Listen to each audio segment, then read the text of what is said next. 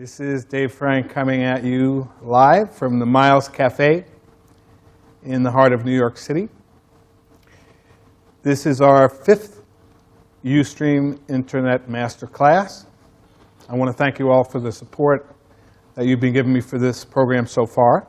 And tonight we'll be looking at the music of the great jazz icon Eric Dolphy. I have the notes on the screen at my website, which is www.davefrankjazz.com. And you can download these notes to follow along with us as we go. So the first thing I'm going to do is turn off my phone, and then I will play a little bit for you, and then we'll start the proceedings. It's nice to see people. Hopefully, we're being seen.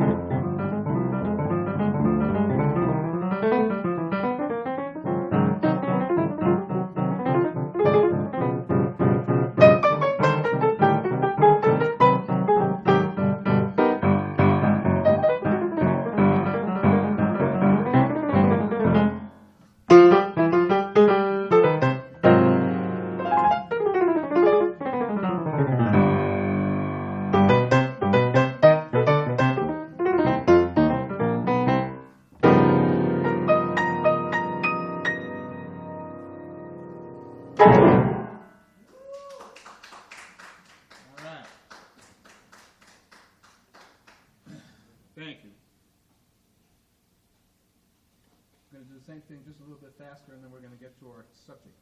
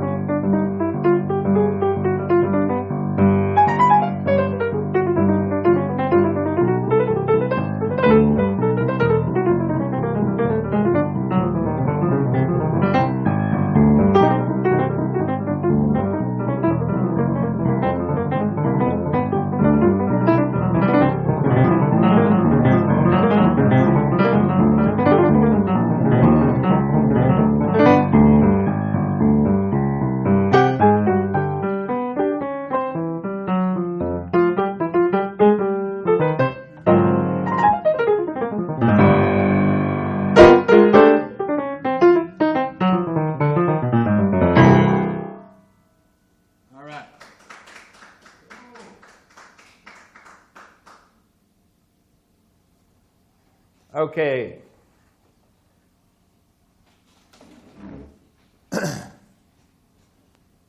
Trying to get warmed up. Read with me with the notes for this evening. We're going to celebrate Eric Dolphy, Bird, Birds, and Beyond. Eric Dolphy was one of the leaders of the avant-garde jazz movement of the 1950s and 60s, and is one of the great cult figures in the history of American music. Born and raised in LA, Eric came to New York City with the Chico Hamilton Quintet and went on to play extensively with Charlie Mingus, John Coltrane, and Ornette Coleman, among others. Eric pioneered the use of the bass clarinet in jazz, was one of the great early jazz flautists, and mastered the alto saxophone. His sound approach, musical vocabulary, and compositions were thoroughly unique, although they were grounded in the jazz tradition. His music is known for using wide leaps or intervals between his notes. He also incorporated sounds from nature and 12-tone rows, which is just a few of the devices he used to create his musical palette. Eric died in Berlin in 1964 at the age of 36 from complications due to an undiagnosed and untreated diabetic condition. Eric Dolphy was one of the great musical thinkers, and what we're looking at in these classes is how a musician, a creative musician, puts together different elements of music to form a complete performance or a complete style. Any musician who's looking to create has to use different elements, just as a chef who's creating a dish has to use different ingredients. The ingredients of each musician and the elements they choose to use are a big influence on the sound that they get and the music that they create. Eric came along in a time in history where John Coltrane and Mingus and these guys were exploring avant-garde playing, and Eric joined that movement. But he was really a total original. The sound that he got from his instruments, the sound of his music, came as a result of great study, and no one has ever sounded quite like Eric Dolphy. He's just a monster, musical monster. One of the things about Eric was he played 3 different instruments fantastically. He played bass clarinet, he played alto sax, and flute.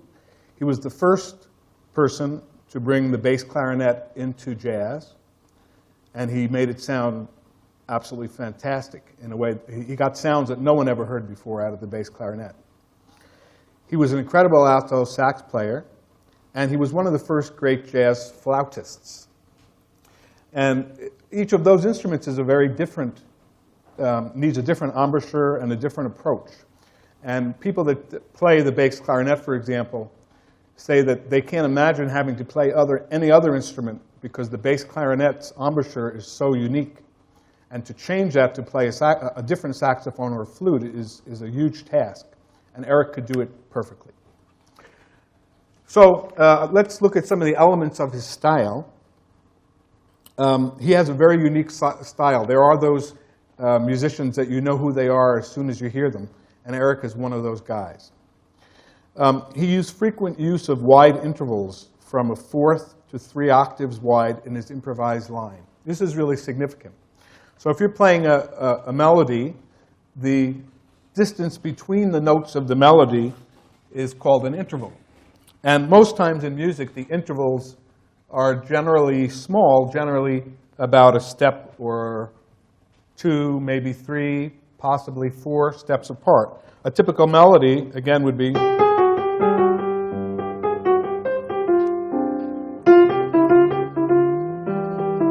So all the notes there are really within about a second of each other. The notes are what we call neighbor notes. All seconds. Occasionally you might have a leap in certain musics of a 4th or a 5th or even a 6th. But in Eric's music, the leaps were very common and frequent and very wide apart. He could use a note from like here, and his next note might be here. And his next note might be here. And his next note might be here. And his next note might be here.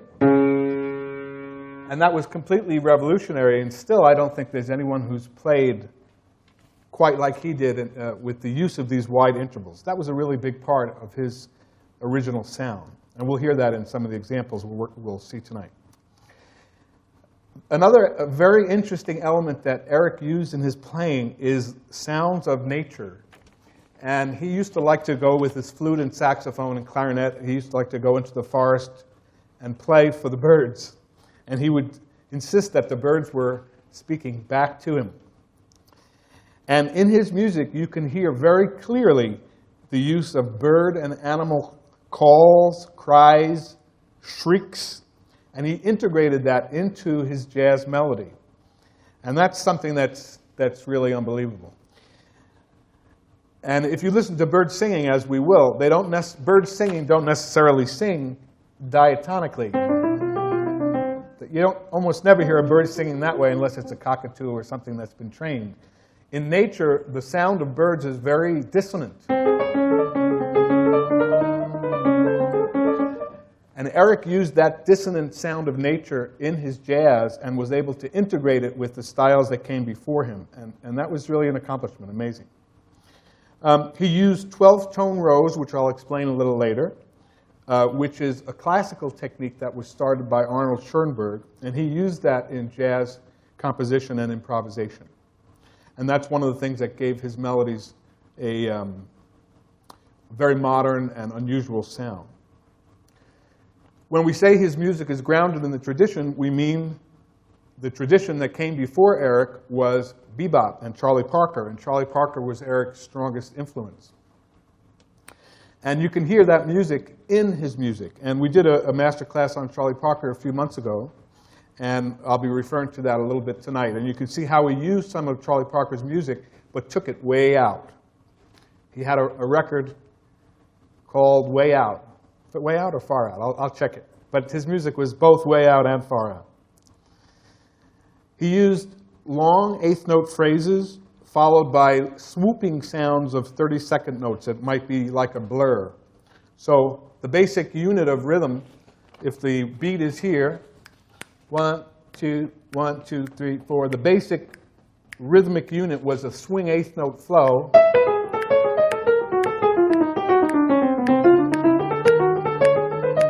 And we usually call that by New York. So it's, here's the beat.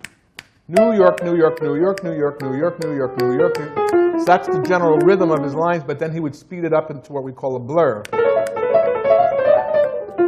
So on and so forth. And that blur he could get from the very top part of his horn to the very bottom part of his horn. That was amazing. He liked to hold notes unusually long in the high register. So he would go from maybe a low passage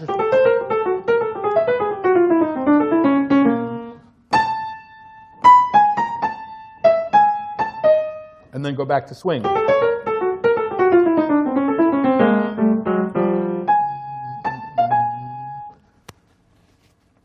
That's an unusual sound for sure, especially on an alto sax. His sounds were very piercing. On alto, he had a very piercing sound that you could identify immediately. And on the flute, he had a very beautiful and rich sound. And the bass clarinet has a sound that's unlike any other instrument. It goes from a very, very low register to a very, very high register, and Eric made use of all of that constantly. A lot of times he would end his phrases on dissonant double and triple stops, which means that he'd play a single note line, and he would end it on maybe two notes at the same time, but a dissonant interval.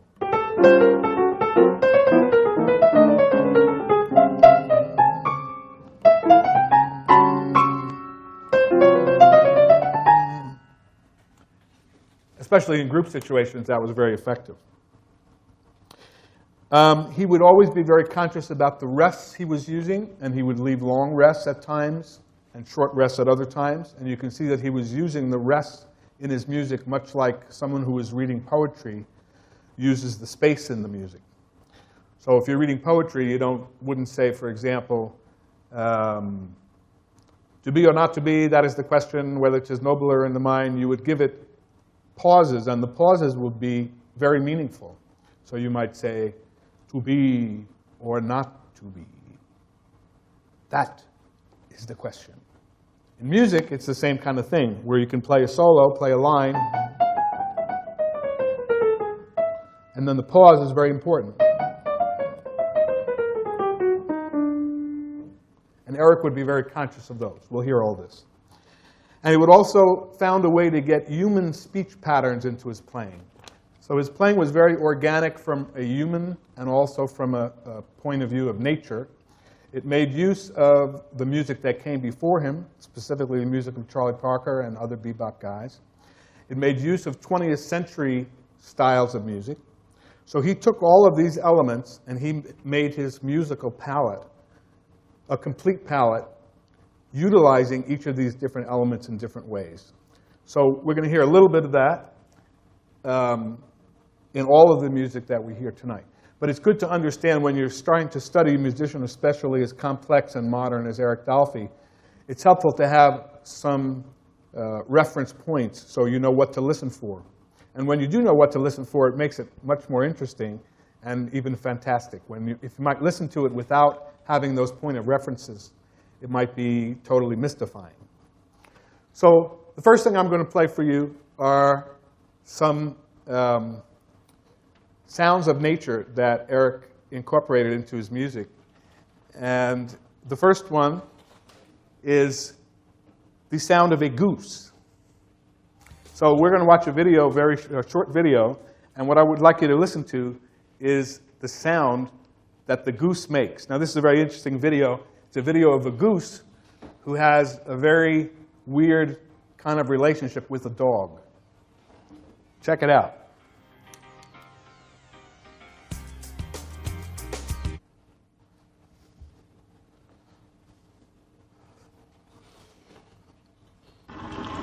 So crazy. Get out! Damn it! Oh, my dog! The goose is attacking the dog in a boat. Get! Get front. God almighty. Crazy ass goose. And the guy keeps throwing the goose out of the boat.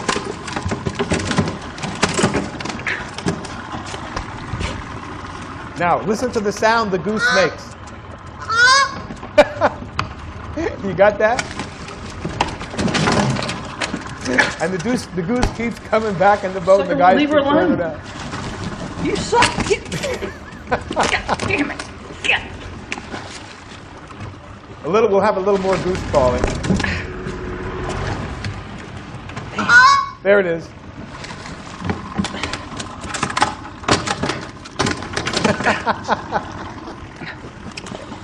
Damn! That's the sound. This sucker's crazy. Okay. Now we're getting rid of it. The goose is still calling. Okay. That is our goose sound. Yeah, right. Okay. Now I would like to favor you with the sound. Of Eric Dolphy. Okay. We'll go backwards. Child. Oops, we're going to hear that soon.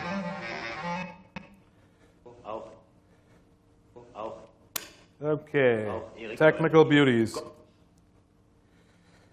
Okay. Okay, now we will hear the sound of a peacock. Very short, but unforgettable.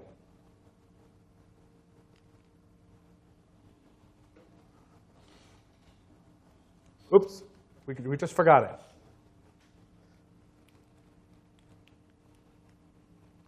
Come on, mute. There we go. Let's hear this again.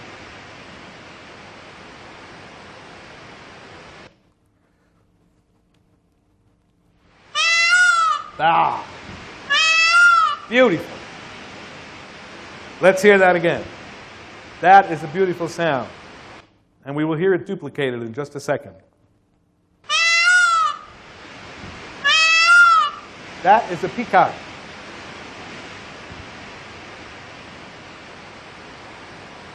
Okay.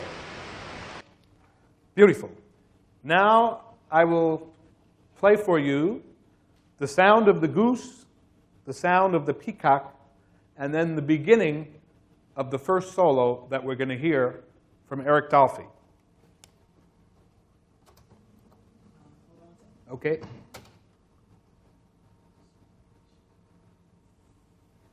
Okay. First, the goose.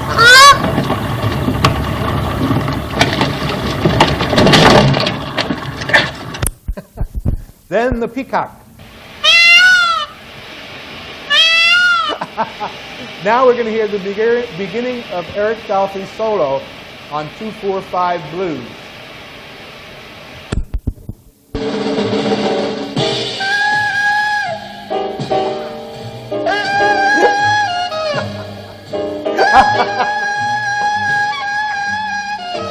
That is unbelievable. Okay. Let's hear that one more time. That's just too much. Now, he was very conscious about this. I read about an encounter that Eric Dolphy had with the goose. And he was fascinated with this goose. So you know that he was doing this on purpose. Here we have a goose.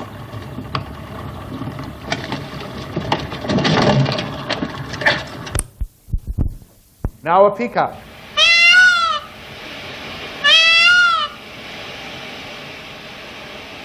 Now, Mr. Eric Dolphy.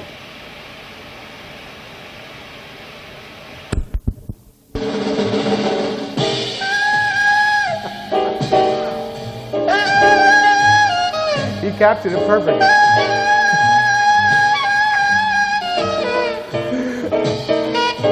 Okay, I guess the point has been made. Okay, so what we're going to do now is we're going to listen to 2-4-5 blues. We'll first listen to it, and then we'll talk about it a little bit. Let us get to it.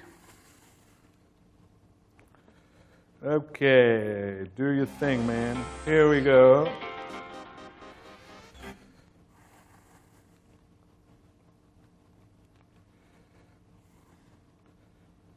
Whoops. The technical beauties of living. Let's try this again. This will work.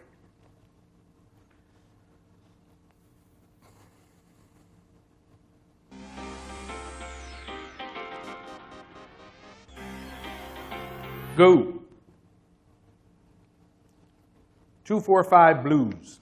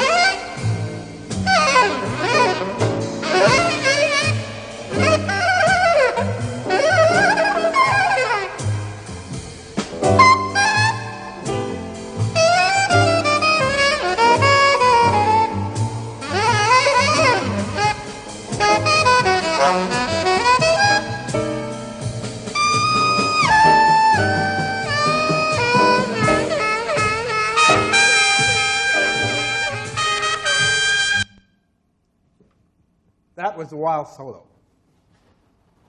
Do you think? Okay, we're going to listen to it again, and I'm going to see if I can. There's only so much you can understand about somebody that's doing something like this because it's so personal. But there are some things you can understand. So I'll try to explain the little that I could understand from it. Technical, for every technical problem we're having tonight, there have been about 1,000 behind the scenes. So thank you for putting up with this. Oh, man. That's good. Okay, this is just working like hell tonight. Auf Eric Dolphy. God bless the child. Okay.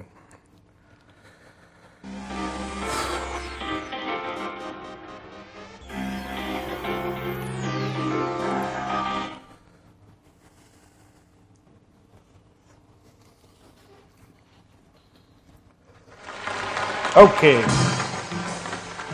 So it starts off with just a rhythm section. And you can refer to the notes here on the bottom of the page.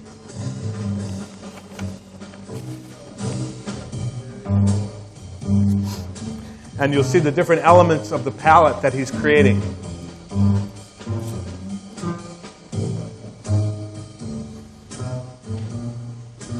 They have a very interesting melody they all play together.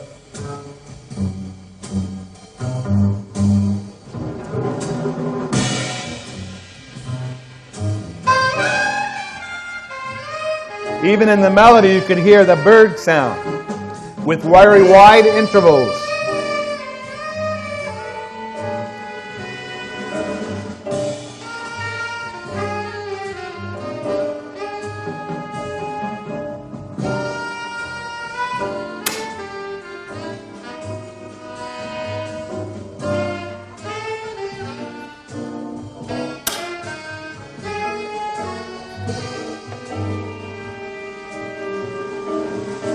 Okay, so he starts with a peacock. Yeah, on a flat 3. It's an F, he starts on an A flat. Yeah. Then he goes into bebop. This is Charlie Parker. It's already changing. There's the wide intervals. Very high notes. Wow.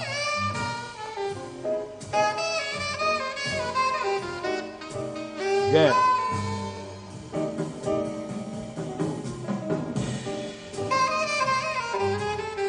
This is bebop right here. And there goes a shriek. He's switching between bird and birds. Charlie Parker and birds.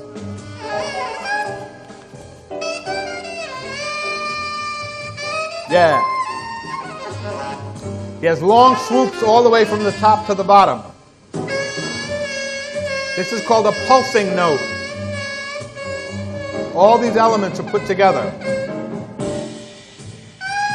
There's the bird call.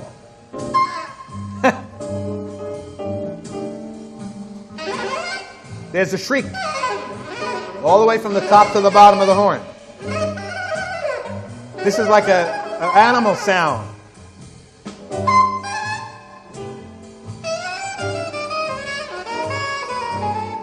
Yeah, that's bebop.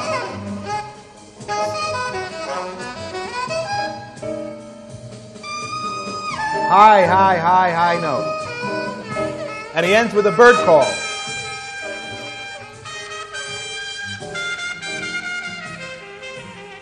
Okay. Hopefully that made a little sense. So he's switching very freely with his elements. He's switching from the sounds of nature into bebop and Charlie Parker. And then he's playing from the very top of the horn to the very bottom of the horn. He's using a lot of wide intervals. Followed by a bebop line. And then he does a shriek. So it's really very free-form flowing from one kind of style to another. Now, on the notes, I have a transcription of Coco, which is a Charlie Parker tune, and we can look at that very briefly. And then there's also a transcription of an Eric Dolphy solo on Nema. And I just want you to look with me at the different intervals of the music. So if we look at Coco, the notes are pretty close together, and it uses chromatics. So this would be the Coco solo. So right there, the notes are about a second apart, and he uses chromatics. And in this part of the solo, he does the same kind of thing.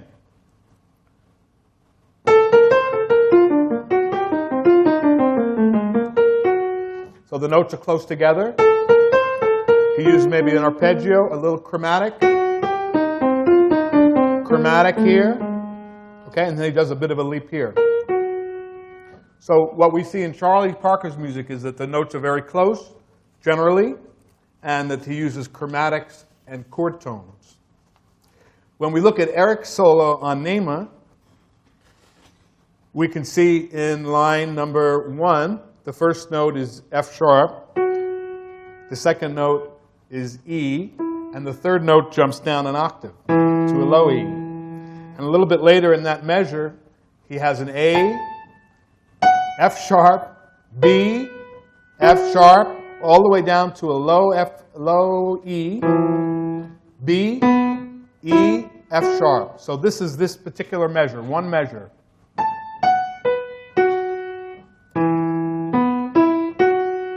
That's very unusual, to say the least. Later on, he does in line 7 another kind of a big leap there.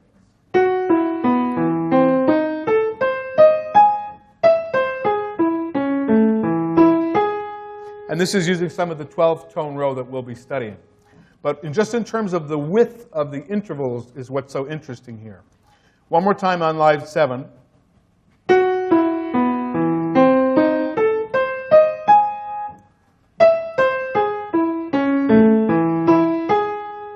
That's very unusual. That's typical of some of his crazy lines with large intervals.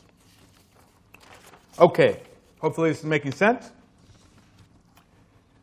Let's listen to Eric play a little bass clarinet, which was the first time that jazz has ever heard that instrument. And Eric played the hell out of it. And one of his famous pieces was God Bless the Child, which he did just a kind of interpolated solo based loosely on this piece. So that's what we will get to now, God willing.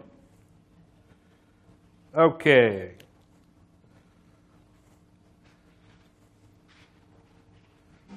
Okay, I think we're getting the hang of it. Okay, this is Eric playing God Bless the Child. Auch Eric Dolphy. God bless the child.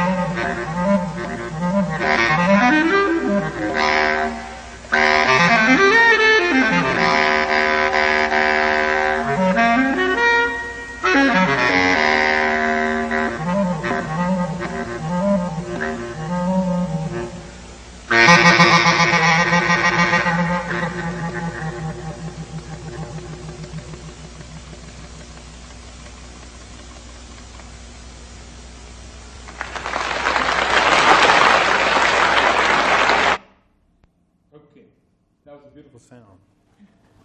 That was a totally new sound for jazz. I just want to point out some things about it. The thing about the bass clarinet is it can go so high and so low, so he's able to hit very, very high notes, but he was also able to get way down here, which is it's a pretty big range for a horn instrument. So he was using different techniques of playing in that solo piece, and just the fact that he was playing solo bass clarinet solo was very unusual, and I can't think of anyone else that's done something quite like that. He was certainly the first. So in this piece, God Bless the Child, he's using some pentatonic kind of flows, and he goes from major to minor.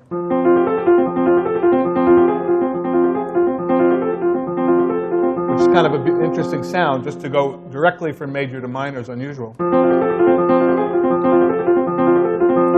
And he used pentatonic scale on this one a lot. And sometimes he would go down a different pentatonic. So he'd go up one.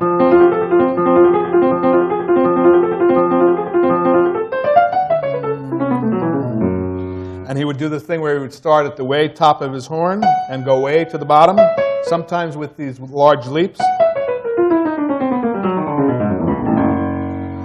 Stop there, and he might do a large interval like this. And he would go back to the first kind of pentatonic flow.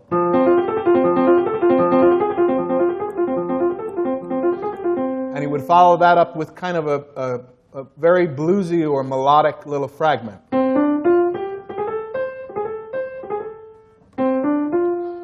So it'd be a pentatonic, and he'd give you a shriek of some kind, and then he would give you a beautiful melody. And those change of elements and colors are what makes the solo a beautiful thing when you put it all together. So let's listen to it one more time. I want you to listen, if you can, for some of the elements we just mentioned. He's using those flows of pentatonics with shrieks, low notes, high notes, large intervals, and real pretty melodies.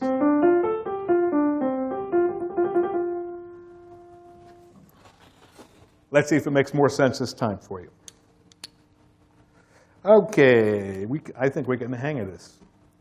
Yes, sir.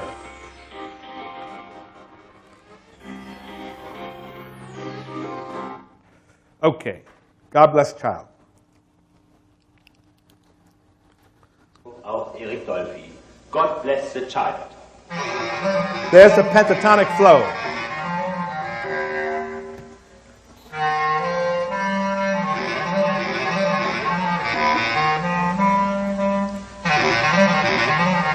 From major to minor. He went down a different pentatonic than he went up. There's that flow. That's called the pedal point.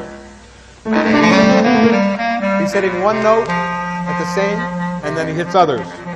That's a pedal point. There's the flow. There's a beautiful melody. There's a flow. He's loosely following the chord changes to God Bless the Child. And there's a pedal point. Very low. There's a shriek.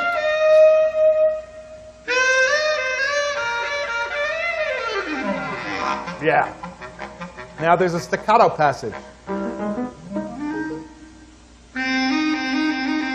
There's a nice melody. Very low.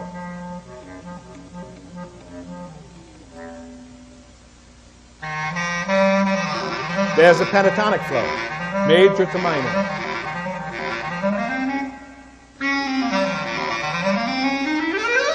There's a shriek,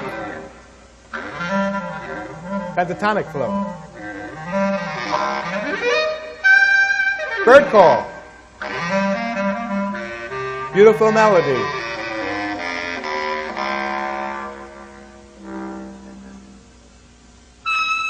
Wow.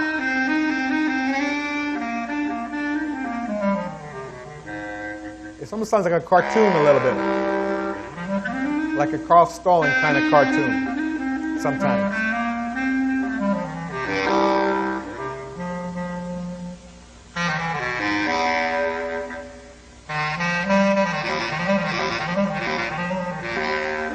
There's a pentatonic flow.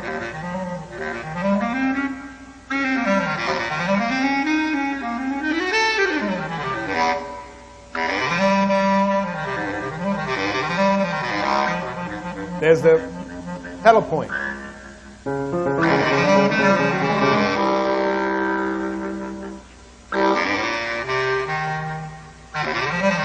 Pentatonic flow.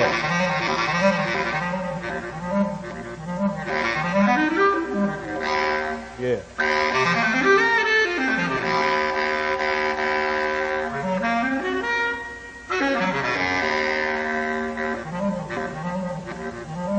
Back to the pentatonic. And there's a bird call. That's how he ends it. Yeah.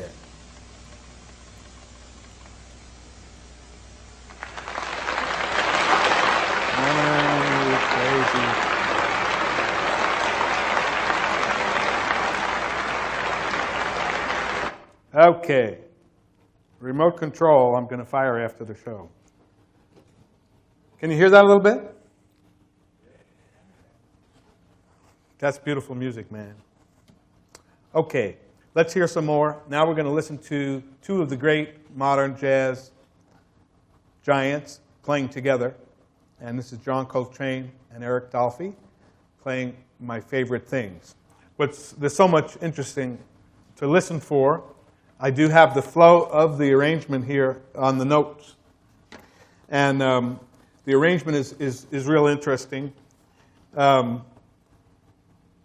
Let's just listen to it for a little while, and then maybe we'll come back and talk about it. But you'll enjoy this. This is Eric on flute.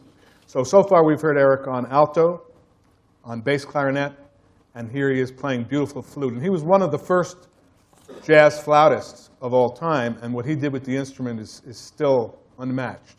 He would use many of the same concepts that he used on the other instruments with the wide leaps, and this time it would be bird calls. So you'll hear bird calls a lot. And he used to have conversations, as we said earlier, with the birds, and he got a lot of musical ideas, but the musical ideas of the birds don't follow our Western system. But he incorporated all of that into the Western system, and that's one of the things that made him great. So we're just going to enjoy Eric and John. You'll hear the difference in their styles, and we'll just take some time and talk it over.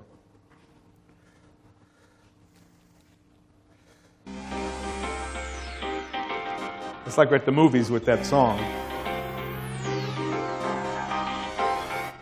Okay, My Favorite Things.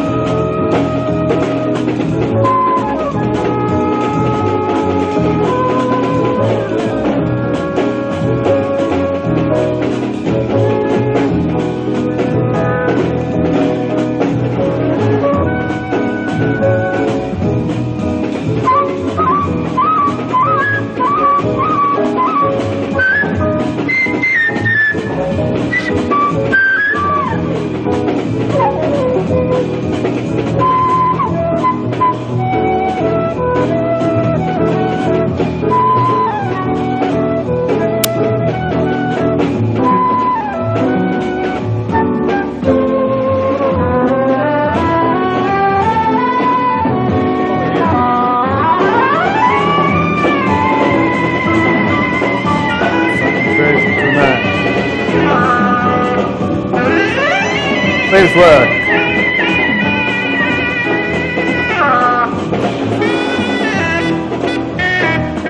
Okay. A flute. A beautiful thing. Okay. We have one more thing to share with you this evening. And that is, we're going to use the iPod for this one. Another one of the advanced systems that Eric was using to create some of his music was what we call the 12-tone system, or a 12-tone row. And this is a system of creating music that was started by Arnold Schoenberg in the early 1900s. And this is in this system of music, the principle is that you cannot play a note that you have played until you have played all the other notes that are available. So there are 12 different notes in Western music on the piano and in the Western system of music. And when you play a note in 12-tone system, you cannot repeat that note until you've played every other note. So this created a very different kind of sound of music. And Eric used this to create some of those unusual sounding melodies. So there's a page in the notes that's right from a music textbook. And the top of it says, "Symmetry as a compositional whatever, detriment in music." But there are some examples here of 12-tone rows. And I just want to play some for you so you can hear what the sound of this music is. It's a very unusual sound. So a 12-tone row, we have a note.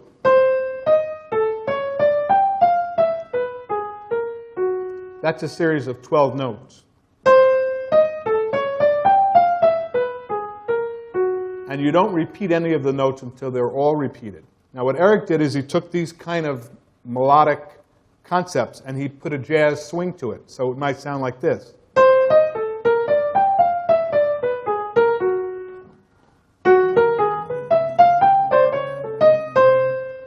That's a real unusual sound. Let me play that again for you. So he took 12-tone rows and he made them swing.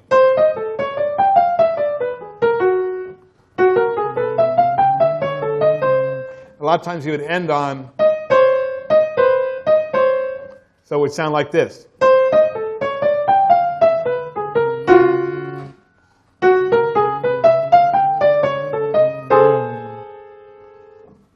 So if you're interested, you can look at that page of 12-tone rows. And it's a whole different system of creating music. It's very interesting.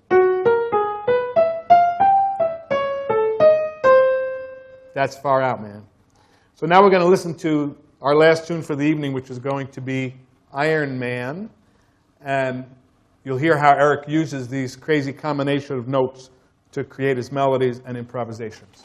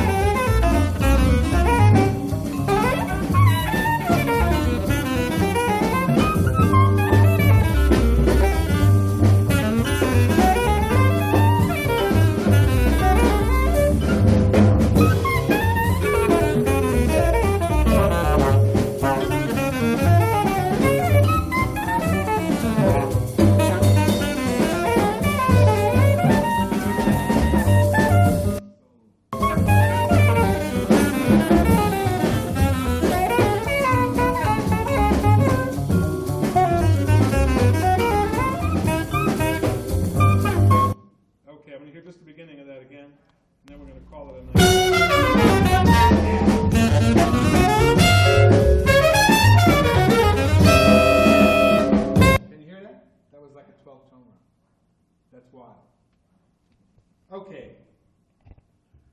So, thank you for your patience, attention. Practically every piece of equipment we have tonight has malfunctioned in one way or another. Maybe we've learned, I've learned a few things. Hopefully you have. I want to thank Fela Davis. We pulled off this broadcast. Somehow it wasn't easy. We're using a new system, and it obviously needs some work. And I want to thank Miles at the Miles Cafe. He has got a great club here. It's on 52nd Street between 2nd and 3rd Avenue. The website is milescafe.com, and he has performances and classes here on a regular basis. It's really one of the great clubs in New York City right now, so come and check him out. It's worth it. And I thank you. I have hair. Thank you, Eric Dolphy, for all of your great music. We appreciate it, and we look forward to seeing you next time. Ciao for now.